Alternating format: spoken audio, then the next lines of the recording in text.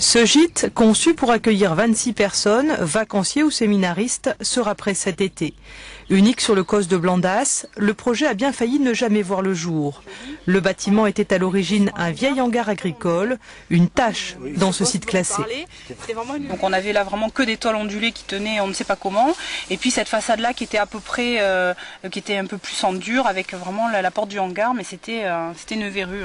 Là on est dans un endroit, on est sur un site Natura 2000, un site de nature protégée. Ce bâtiment à l'origine était une verrue sur le COS. On est à proximité du cirque de Navacelles, donc l'idée c'est de valoriser le bâtiment pour valoriser le paysage environnant. Cette technicienne des Gîtes de France bat la campagne pour tenter d'orienter les candidats à l'agrément vers des choix de matériaux ou d'équipements respectueux de l'environnement. Ici, les propriétaires ont opté pour le chauffe-eau solaire et le chauffage au granulé bois de Lozère, économe en consommation d'énergie et en rejet de CO2. Et là, le stylo, vous le rechargez combien de fois? Une fois par an, il est prévu pour une fois par an. D'accord. Ouais. Donc une fois par an pour chauffer combien de surface?